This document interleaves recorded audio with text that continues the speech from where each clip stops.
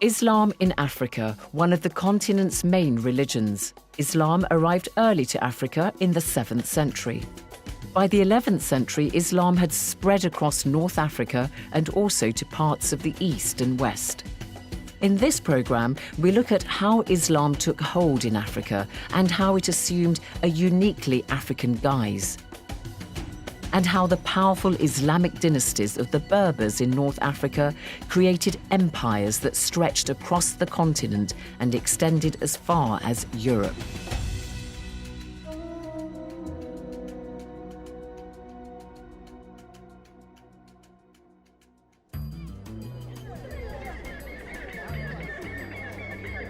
Here in Tunisia, people gather for a very special annual event.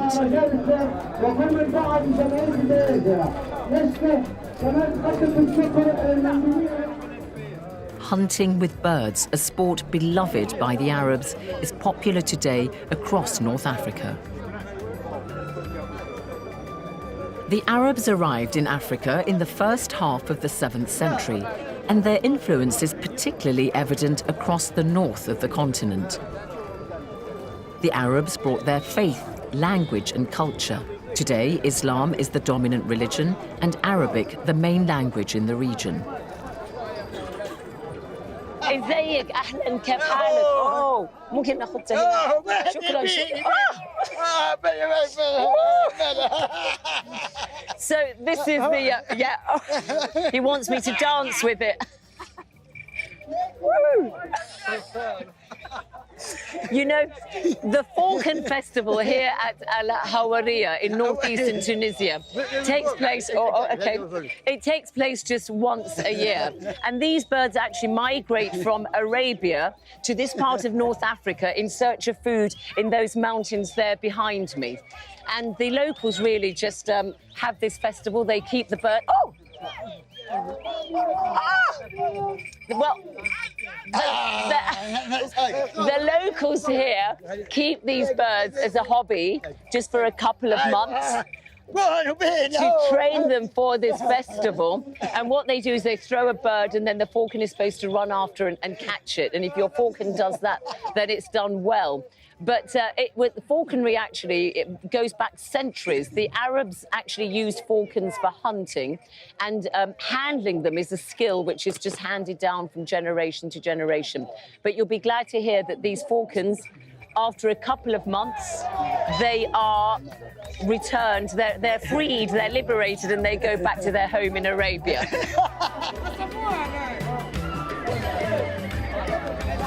الطائر هذا هو طائر البرني، وهو من فصيلة الصقور أو الشواهين عند الخليجيين.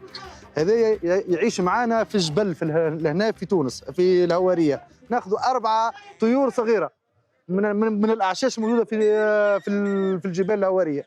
أول حاجة هي احنا نصطادوا بهم الحجل والسمان والحمام، وخاصة طائر الحجل، خاطر هذايا عنده سرعة كبيرة وفائقة توصل حتى ل 380 كيلومتر في الساعة. وهذا 300 كيلومتر في الساعة. أي عند القنص 30 kilometers an hour. واو. أي وطريقة الصيد نتاع طائر البرني من أعلى إلى أسفل. أي ياخذ العلو ثم ينزل على الفريسة. Beautiful creature. Thank you very much indeed. شكرا جزيلا. شكرا.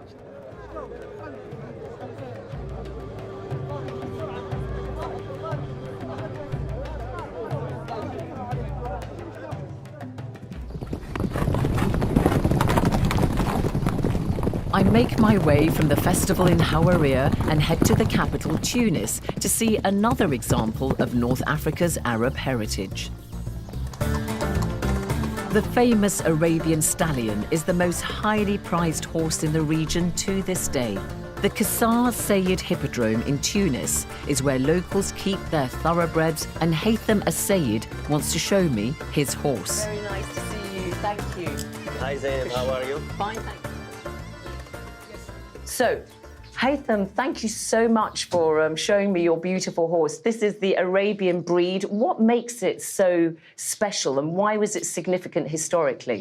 Well, the Arabian breed is very special because the Arabian horse adapts itself to our climate, which is the whole North Africa, where the heat is extreme, and they can survive very well on it, even on little water. They have plenty of stamina. This is the reason why they were used for the big conquests, historically speaking. They have plenty of speed as well. This is why we race them in Tunisia. And as a breed, in general, they are smart, they are intelligent, and with plenty of character. I haven't ridden a horse for many, many years. I think I'll leave it to you or somebody else to show us just what this horse can do. Thank you so much. Are you going to help me get off now? The Arabian stallion was amongst the most treasured of the animals that the Arabs brought with them to Africa. The Arabs' intention was to spread their Muslim faith, and one of the first places they set their sights on was Egypt. The Arabs came to Egypt very early in the history of Islam. An Arab commander called Amr ibn al-As arrived in the country with a small army around 640. This is the site of the oldest mosque in Egypt. It's called Amr ibn al-As after the brilliant Arab general who conquered Egypt and brought Islam to the country. The mosque is situated in Fustat, the new capital he established for Egypt, and it's part of modern-day Cairo. The present mosque dates back from the late 18th century and is built in a style which reflects the simplicity of the original mosque. The conversion of the Egyptians to Islam was gradual. I meet Dr. Abdelbaki Al-Sayed, an Islamic scholar inside Egypt's famous Al-Azhar Mosque in Cairo. He told me that Amr ibn al-As completed his conquest through a peace agreement with the Egyptians. كان هناك رؤية وبعد كبير جدا من عمرو بن العاص أن يتعامل مع المصريين بطريقة اللين، بطريقة التسامح، وهذا ما جعل الأقباط كلهم إلا قليل منهم يتحالفون مع عمرو بن العاص واستقبلوا الإسلام بكل ترحاب. He didn't just bring Islam with him, he also introduced Arabness to Egypt, didn't he? لكن بدأ يعلم الناس الحوار في المسجد كان بيتم باللغة العربية، تلاوة القرآن كان بيتم باللغة العربية. التحول إلى اللغة العربية لم يأخذ وقتاً طويلاً. After penetrating Egypt, the Arabs decided to attack the Christian Nubians in northern Sudan, who by now had been Christian for hundreds of years. The Arabs went to the town of Old Dongola and destroyed the cathedral there, so that today all you can see are just ruins of some early churches. Professor Yusuf Fadil is one of Sudan's foremost experts on the arrival of Islam, and he explains how a truce known as a Pact was struck between the Nubians and the Arabs. The first contact between Islam and the Sudan was 651 AD. Now, no sooner has Islam spread in Egypt than the Nubians here began to make skirmishes in the southern part of Egypt, sort of defending or coming to the assistance of their Christian brothers there. And that caused some annoyance. The Caliph in Medina decided to put an end to that. So they began to send a kind of winter attacks to stop the Nubians from doing this. In the end, they decided to send a campaign against the Nubians to stop them from harassing the inhabitants of southern Egypt. And that came what we call the Pact Agreement. Now, the Pact Agreement is a treaty of no aggression. Each will not attack the other. That is, in essence. This treaty continued for something like 600, 700 years. Nubia had managed to hang on to its independence. The Pact or treaty lasted for 6 centuries, and the Nubians continued to practice their Christian faith. But in the end, the Nubians and other people in what is today's Sudan could not resist the tide of Islam, which came to them from 2 directions, from the north and from the east. From the north, trade, interaction, as well as military expeditions from Egypt to Nubia meant its Christian heritage began to unravel. Islam also entered Sudan from the east, from Arabia, just a short journey across the Red Sea. The one across the Red Sea were purely Arabs. They heard of the Sudan that there are plenty of grazing ground, water. So the news came to them through those merchants who have been to the Sudan and people began to infiltrate, at first in very small numbers, unnoticed, and continued until it reached its peak during the 13th, 14th, and 15th century, the climax of the Arab migration. That is one attraction. The second one is that in the Eastern Desert, Arabs discovered gold mines and emerald.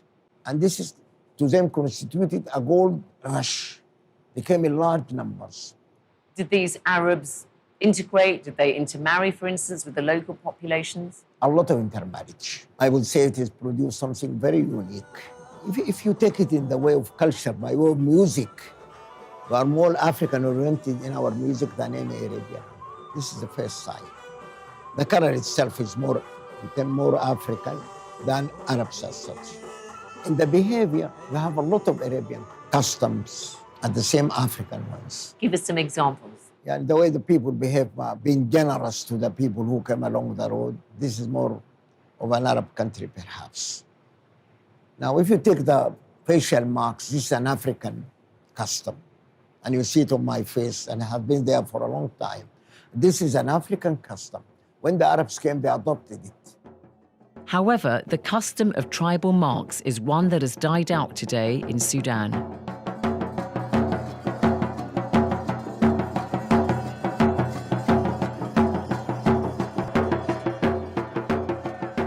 As in many other parts of Africa, Islam in Sudan took on a distinctly Sufi or mystic identity infused with local colour, music and dance.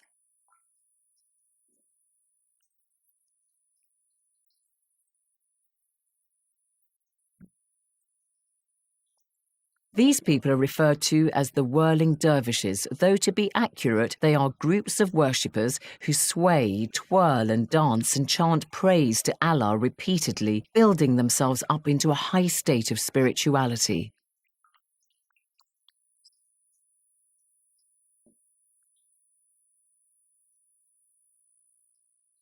They congregate every Friday in a suburb of the capital, Khartoum.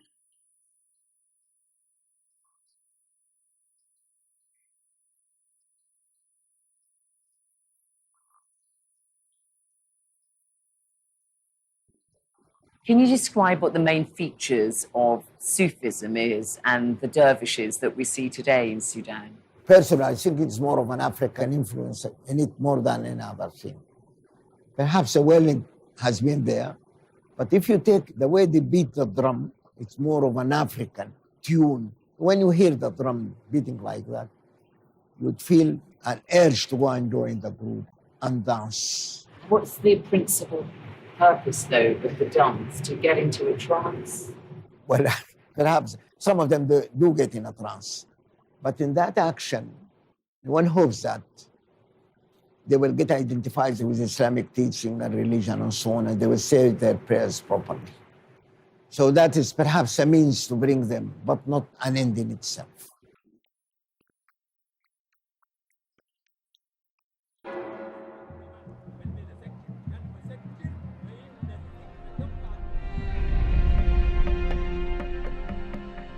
Let's now turn to the powerful Islamic dynasties that became established in North Africa. It was another Arab general, Uqba ibn Nafi', who swept across North Africa and introduced Islam to this part of the continent. He was the nephew of Amr ibn al-As, who'd brought Islam to Egypt. Uqba ibn Nafi' first arrived in North Africa around 644. He defeated the Berbers, who followed their traditional religions or were Jewish or Christian. Their conversion to Islam took place over a period of time. The legacy of Uqba ibn Nafi' is still evident today in the region, for instance in the town of Kairouan in northern Tunisia. Uqba ibn Nafi' brought with him many Muslims from Arabia, the early followers of the Prophet Muhammad. They settled and died in their new home in Kairouan. This is the tomb of Abu Zama' al-Balawi, one of the companions of the Prophet Muhammad. Now, al-Balawi actually died about 40 kilometers from Kairouan, but he was brought here for burial. And local legend has it that buried with him are 3 hairs belonging to the Prophet Muhammad that apparently he always kept with him. The 7th century marked the start of a golden age in Kairouan. There were amenities and services. And when, for instance, the inhabitants of Kairouan suffered from water shortages, the authorities here built reservoirs like this one behind me. The water was brought in via aqueducts from the hills west of Kairouan into the reservoirs. The water system, built so many centuries ago, is still very clear to see, and one can only marvel at the sophistication of its engineering. after his campaign in what is today Tunisia, Uqba ibn Nafi' went to modern-day Algeria, where he was killed in battle by the Berbers. هي معركة مشهورة شهيرة إلى الآن ما زال قبر عقبة معروف في الجزائر في الموقع الذي حصلت فيه المعركة فمات يعني قتل جيش عقبة بن نافع كله في هذه المعركة. There was a gap of several decades before another Arab general, Musa ibn Nusayr, would go to North Africa to try to subdue the Berbers. Musa ibn Nusayr was one of the greatest Arab commanders in this period of history. He succeeded in bringing North Africa under Arab control, spreading Islam and expanding the influence of the Muslim Caliphate. نعم موسى بن نصير يعني واصل في الحقيقة مشروع بناء الخلافة في هذه الفترة. تبين جليا بأن هذه القطعة من شمال إفريقيا تميزت بنوع من المقاومة. ابن خلدون المؤرخ الكبير يقول بأن البربر ارتدوا 40 مرة، يعني يسلمون ثم يرتدون. قد لا يكون هذا صحيحاً من حيث الرقم، ولكنه صحيح من حيث مقاومة الاحتلال ولكن قبول قيم الدين الجديد. فموسى بن نصير قدم وفي خطته استمالة المغاربة وتشجيع المبادرات الفردية في نشر الإسلام. However, there were some Berbers who wanted neither Arab rule nor Islam, like the legendary Berber queen known as Kahina, or Kahina as the Arabs call her. Her name means priestess or soothsayer. She led the resistance to the Arabs and their religion. Kahina was believed to have been born in the early 7th century and has attained mythical status as a heroine for all the people of North Africa today. Moroccan historian Professor Nuhi Al-Wafi is a Berber or Amazigh, as they prefer to be called. الكاهنة كانت أميرة في قومها أو كانت زعيمة في قبيلتها التي كانت في منطقة الأوراس، وهي في الجزء الشرقي من الجزائر في منطقة سوق هراس الحالي. فكانت توصف ببعد النظر وتوصف بأنها تقرأ الغيب، ولذلك تنبأت لما رأت مقدم العرب تنبأت بأن مستقبلا سيئا ينتظر المنطقة، وتنبأت بأنها ستقتل على يدهم. As she predicted, Kahina was killed by the Arabs for refusing to accept Islam, but she urged her 2 sons to convert in order to survive. This was the stronghold of Queen Kahina, the Ores Mountains of eastern Algeria. You can just imagine her using her knowledge of the terrain to attack the invading Arabs. Queen Kahina is a symbol both of Berber pride and strong female leadership right across North Africa. And it was here in Algeria that she died. Kahina's stand against Islam may have been brave, but in the end, her resistance to the Islamization of the Berbers proved futile. But the introduction of Islam was often peaceful. By the end of the 7th century, a holy man from Mecca called Moulay Idris took refuge in the old Roman town of Volubilis in modern-day northern Morocco after experiencing problems in Mecca. Moulay Idris so impressed the Berbers with his piety that they made him their leader. He had children with a Berber woman called Kenza and gave his name to a new dynasty, the Idrisites.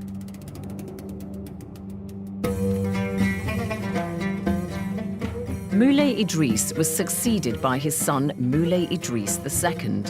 He expanded the state and in 807 moved his capital to Fez, which he wanted to turn into a center of enlightenment. Fez is home to the Kairouan Mosque, one of the finest in the world. According to local tradition, when Moulay Idris II died in 828, he was buried here in this tomb, in this mosque, in his beloved Fes. Upon his death, he was succeeded by his son Muhammad, but he turned to his mother Kenza for advice, and she told him to divide the kingdom amongst his father's 10 sons. This weakened the Idrisite dynasty and spelt the beginning of the end of their rule. But the Idrisites did manage to hang on to some of their power, and they continued to rule in a decentralized manner for nearly a century after. And Fez was established as one of the ancient centers of learning. In fact, it has the oldest university in continuous use in the world. Its old quarter dates back to the early 9th century, though the remains are mostly medieval.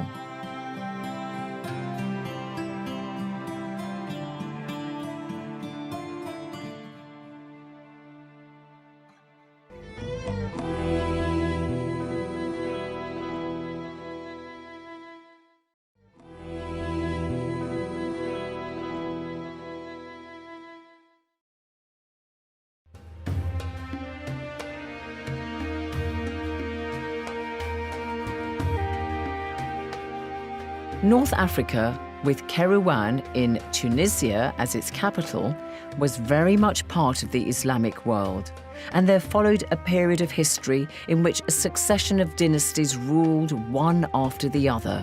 Some were North African, others from Arabia and what we now call the Middle East.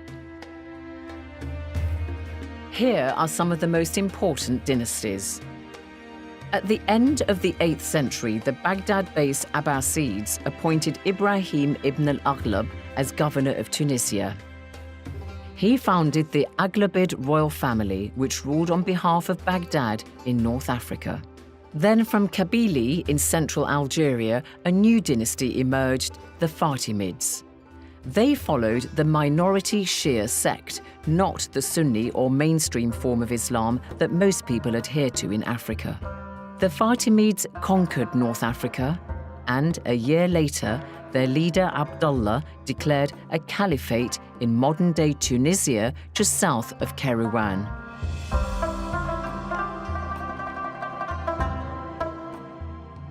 The Fatimids built a new capital called Mahadiya. Go there today and you see the hand of Fatima everywhere. Fatima was one of the daughters of the Prophet Muhammad. Ahlan wa sahlan. I get my own personalized version.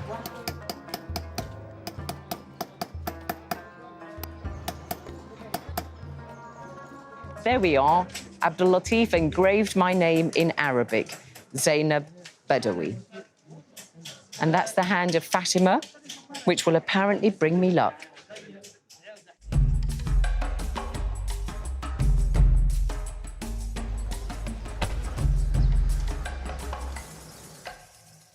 The Grand Mosque just here was part of a massive building programme embarked upon by the Fatimids when they made Mahadiya their capital. It was founded in the early 10th century by the Caliph Abdullah al-Mahdi, and he gave the city his name. The Fatimids chose Mahadiya because of its closeness to the sea, and indeed today it is still one of Tunisia's most attractive ports. Dr. Rida Boussafara is a Tunisian archaeologist and historian. الفاطميون أو العرب بشكل عام كان عددهم قليل وكانوا يمثلون الطبقة الحاكمة في حين أن عموم الناس هم سكان أصليون أي هنالك تنظيم سياسي وتنظيم اجتماعي يعني محكم قبل مجيء العرب فهذه القبائل في معظمها أسلمت لكنها أبقت على عاداتها البربرية القديمة والفاطميون لم يتمكنوا من أخذ الحكم إلا بفضل إعانة بعض القبائل البربرية البربر هم دعامة الحكم وكانوا يعني هم الذين قاموا ببناء المدن وهم كانوا التجار وهم كانوا الحرفيون إذن هم كانوا يمثلون سواد المجتمع في تلك الفترة. After gaining control of this part of North Africa, the Fatimids next turned their attention to Egypt. They had a strong and disciplined army, and in 969 they conquered Egypt. They built a new capital city, Cairo, and established its famous mosque, Al-Azhar.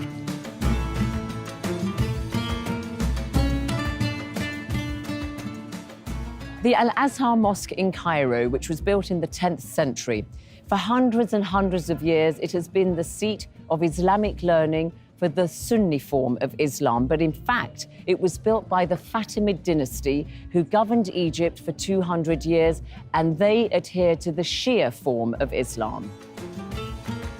Ensconced in Cairo, the Fatimids' hold on their dominions elsewhere came under challenge. In their former capital, Mahdia in Tunisia, a local family, the Zirids, were ruling on behalf of the Fatimids.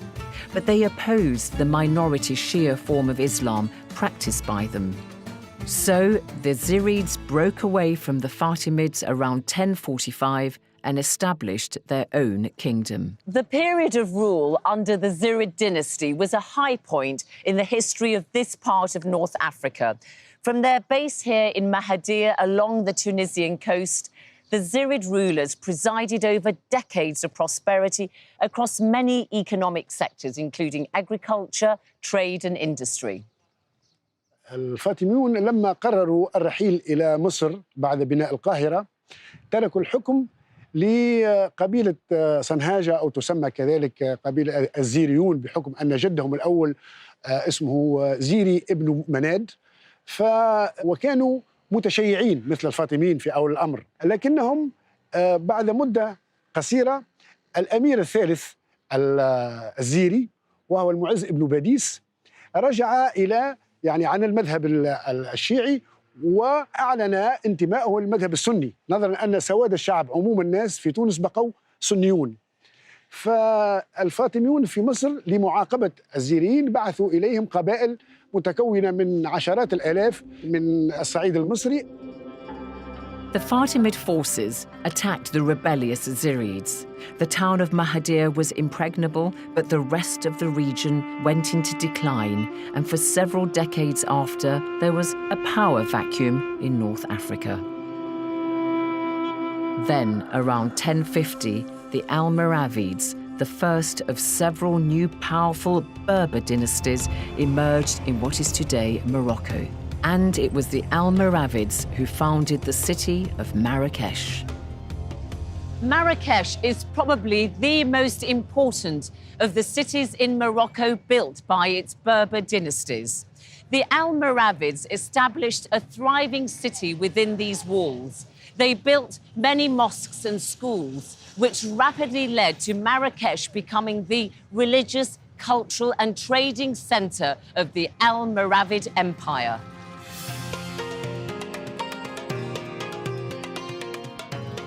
The Almoravid ruler Yusuf ibn Tashfin was a powerful, charismatic man. Under him, the Almoravids seized control of much of Morocco and built an empire.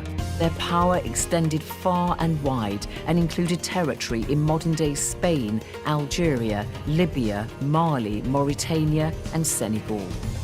Their capital, Marrakesh, was a meeting point for caravan routes. They became rich from trade, especially through selling salt for gold. They had so much gold that the Almoravid gold coin was the most trusted currency in the whole of the Mediterranean at this time. When Yusuf ibn Tashfin died around 1106, he was succeeded by his son, Ali. The first 20 years of Ali's rule saw Marrakesh grow even more in stature. But faced with unrest to the north and south, the Almoravids grew weaker, and by 1147, a new dynasty came to dominate the region, and they were the Almohads.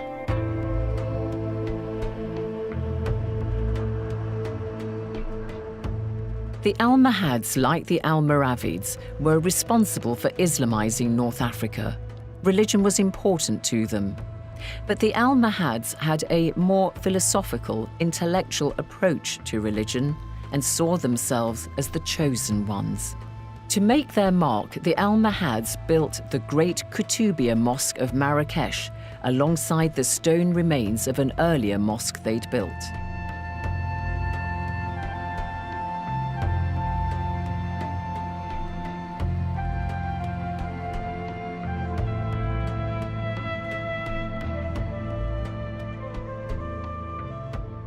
Non-Muslims are not permitted to go inside the Al-Koutoubia Mosque, but it's only when you enter that you get a sense of its scale, magnificence, yet striking simplicity. The Al-Koutoubia Mosque is the most impressive legacy of the Almohad rulers of Morocco. The Almohads' architectural heritage was one of their greatest achievements. They established a new capital on the site where Rabat, Morocco's current capital city, stands. But they also set up efficient government frameworks and coherent taxation systems.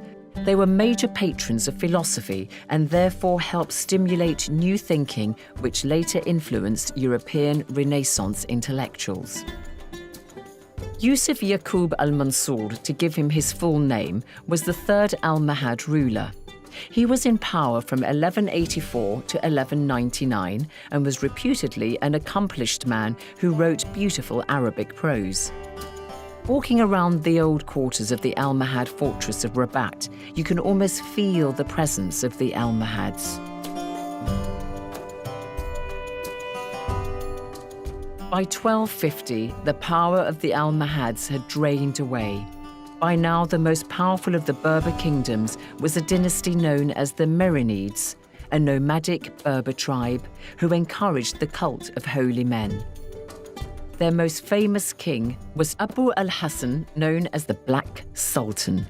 He ruled his empire with an iron fist, and under him, the city of Fez regained its former glory and once more became a center of culture and craftsmanship.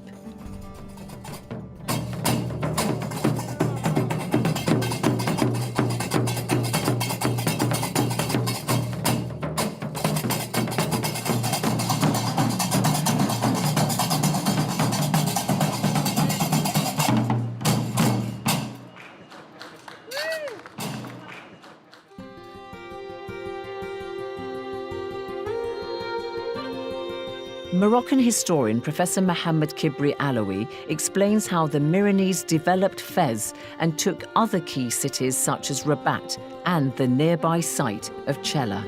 But the site really came into its own with the Sultan from the Merinid dynasty known as the Black Sultan, who built the outside walls and the towers that we see standing today.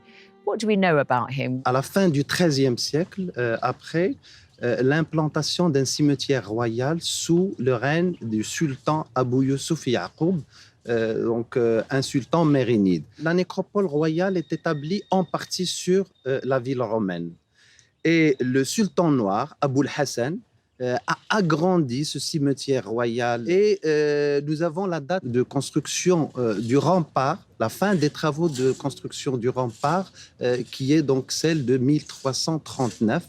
Donc, travaux qui ont été ordonnés par le sultan noir, Abou al-Hassan, qui a accueilli les dépouilles mortelles de plusieurs sultans et princes de la dynastie mérinide.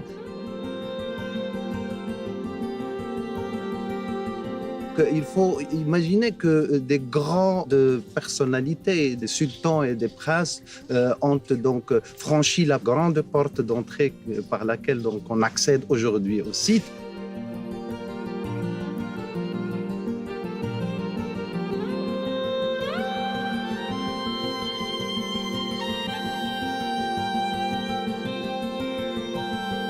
The Black Sultan, Abu al-Hassan, was forced to abdicate from power in 1351. He died in exile in the high Atlas Mountains, but he was buried here at the necropolis he founded at Chella. This is his tomb. It looks rather plain, but in fact, on top of it, there would have been a stela or a small pillar that would have been standing on it. It now is exhibited at the entrance to the site. Beside the Black Sultan's tomb is a smaller one, which has the remnants of a small marble pyramid. Historians and archaeologists can't be sure, but they believe that this is where his son, Abu Hisham, was buried, and he died in infancy. C'est un site qui a cette importance aussi parce qu'il a gardé sa sacralité longtemps après l'abandon du site ou de ce cimetière en tant que lieu d'enterrement. On enterrait ici, sur le site de Chella, jusqu'à pratiquement le début du XXe siècle. Donc ça, le bassin aux Anguilles, qui est un lieu vénéré que toute la population locale connaît, c'est un bassin qui était donc à l'origine une source, c'était à l'origine un lieu d'ablution et il est le lieu le plus fréquenté par la population locale.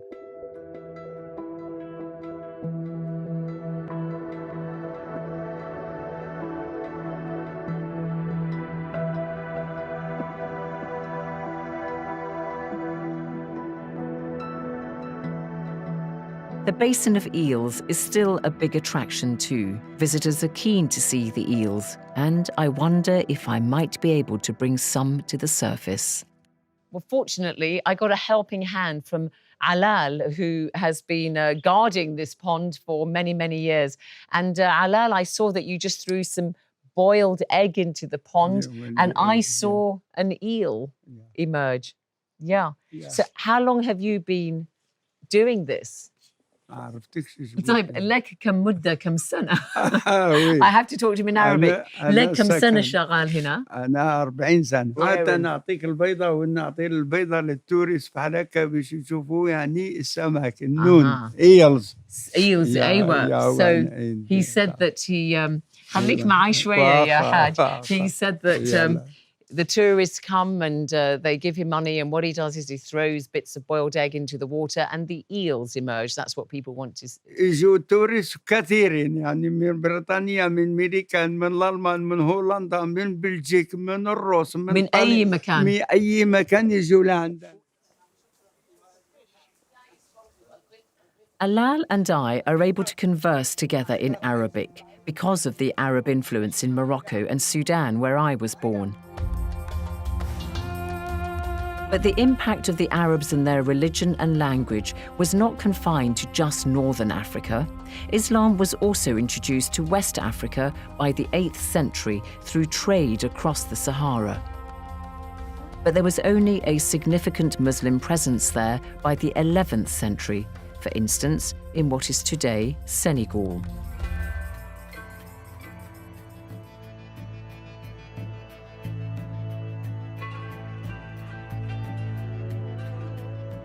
Today, nearly all Senegalese are Muslim. And when it comes to the lunchtime prayers on Friday, most people stop what they're doing and go to one of the many mosques in the capital, Dakar.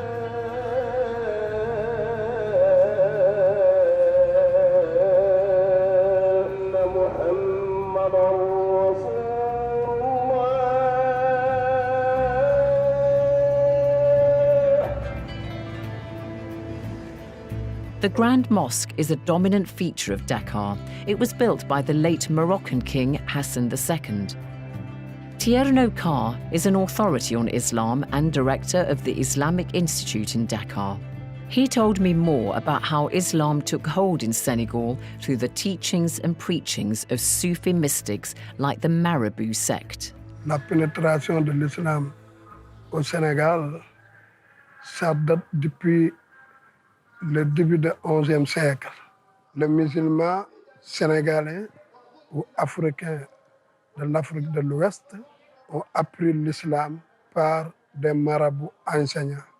La confrérie la plus ancienne en Afrique, c'est la confrérie qadirite. C'est la première confrérie qui a pénétré dans notre pays.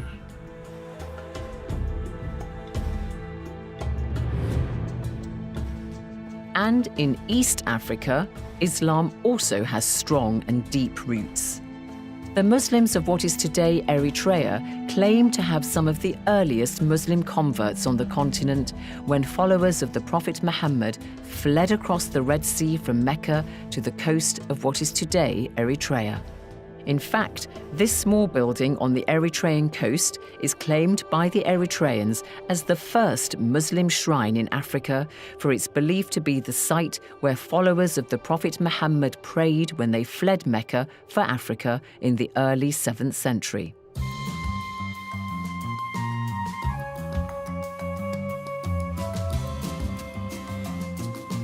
Elsewhere in East Africa, Islam arrived later, around the 13th century, as Felix Chami, a Tanzanian historian, tells me as we walk along the island of Zanzibar. On the coast of East Africa today, we really started from Madagascar in the south, southern Mozambique, going all the way up north to Kenya. If we want, we can extend to southern Somalia. We know from the Roman time period, we are told there were kings in Tanzania on the coast of East Africa. And these kings had territories in which people were very much free. They were living in a very free kind of life. So influence of Arabs can be traced much back from that of Swahili time period, 1200 AD. Because here now we can see actually Islamic religion being adopted. Since Arabic is the language of the Quran, this meant the Arabic script was used to write the Swahili language that's spoken mostly on the east coast of Africa. The Swahili coastal culture is a fusion of local African, Arab and Indian influences. For instance, the Swahili language spoken in this part of Africa incorporates many Arabic words and was first written in the Arabic script. These two carpenters in Stone Town, Zanzibar, are chatting away in Swahili while they go about their work. You can make out words of Arabic origin here and there in the conversation. Hupati angalau kula kazi zetu mpaka utoke. Mtu hajui wewe unaumwa, hajui una matatizo gani, yeye kishakupa patenti yake, basi kisha wewe huna amani hata kidogo. Lakini mtu anataka ukiitia pap, kesho anaitaka. Achukue. Achukue. Sasa utachukua vipi kitu hicho kilichokuwa ina kitu hichi? Si kama ni kitu cha. Clearly, the legacy of the Arabs, their religion and language is evident in Africa today, not only in parts of the east and west, but particularly in the north. It would be easy to categorize North Africa as just being part of the Arab world and somehow separate from the rest of Africa. But North Africans share a legacy with millions of people elsewhere on the continent. As we've seen, the powerful Berber dynasties like the Almoravids and the Almohads had deep ties with other Africans. And the fusion of the Arab influence with African culture has given rise to something unique to Africa. I'm left with the thought that Africa surely is the most complex, varied, and diverse of all the world's continents. Its rich culture and heritage mean it has a fascinating and much overlooked history. This series has been guided and inspired throughout by a unique project, the General History of Africa, undertaken by UNESCO on behalf of African nations to bring an African perspective to the continent's history. Because everybody, young and old, African and non-African alike, should understand that Africa's history is, after all, part of our global story.